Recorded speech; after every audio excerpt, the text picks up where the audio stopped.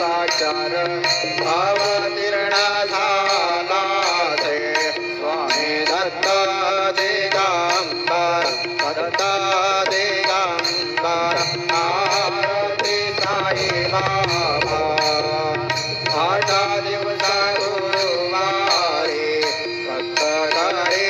देवारी प्रभु पद पावना भय निवारी आरती साई बाबा माझा निज द्रव्य ठेवा तव शरणार सेवा आगने जियाता देवा देवा देवादि देवा आरती साई बाबा तारे नाथ निर्मल सोळाणी पाजावे मानवाया सांभळा बोले भाक आरती साई बाबा सौख्यदातार देवा करणार जातरी द्यावा दासा विसावा भक्ता विसावा आरती साई बाबा जय देव दत्तावधूता हो साई अवधूता सोडून कर तव चरणे ठेवी तो माथा जय देव अवधरसी तो येता धर्मारे ग्लानी नासे कांडाने तोडा विसनि जमजनी दारिसी नानादीला असंख्य रूपाने हरसे देनांचे तो संकट दिन रजनी जय देव दत्तावधूता हो साई अवधूता सोडून कर तव चरणे ठेवी तो माथा जय देव यवनस्वरूपे अय्या दर्शन द्वादिखले संशय निर्सुन या तद्वैता कालविले गोपे चंदा मंदा त्वांचे उत्तरिले मामिन वंशे जन्मने लोकातारियले जय देव दत्तावधूता हो साई अवधूता जोडून कर तव चरणे ठेवी तो माथा जय देव वेदन कृतवे हिंदू यवनांचा काही दावायासे झाला पुनरपि नरदेहि मानसी प्रेमाने तो हिंदू यवनाहे दावसी आत्मत्वाने व्यापक साई जय देव दत्तावधूता हो साई अवधूता जोडून कर तव चरणे ठेवी तो माथा जय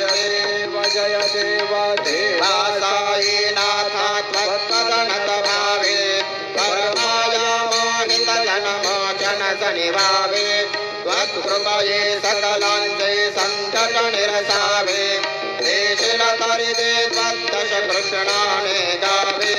जय देव दत्तावधूता हो साई अवधूता जोडून कर तव चरणे ठेवी तो माथा जय देव शिर्डी माते पंढरपूर साई बाबार मावर साई बाबार मावर शुद्ध भक्ती चंद्र भागा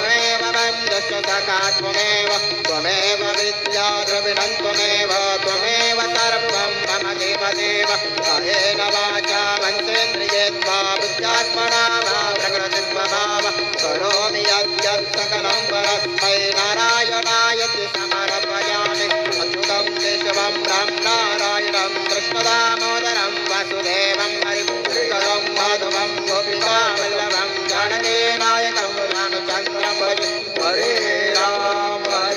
राम राम हरे हरे हरे कृष्ण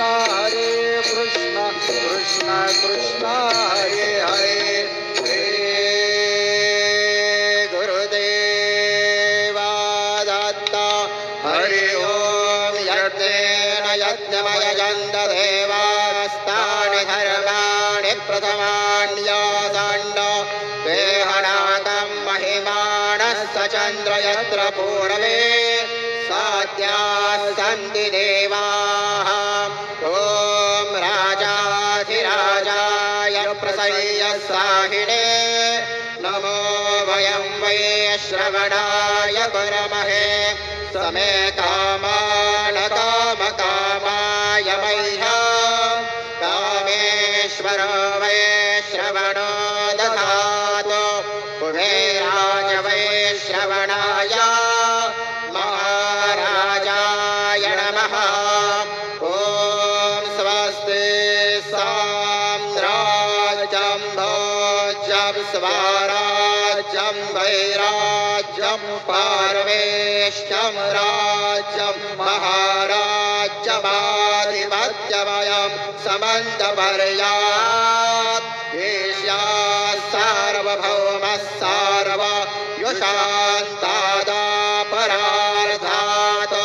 पृथिव्यै समुद्रपर्यन्तायाम् एकराणि तदप्येष श्लोकोऽभिगीतो मरुतः परवेष्टारो मरुतस्यावसङ्गृहे आवीक्षितस्य कामप्रेर्विषवे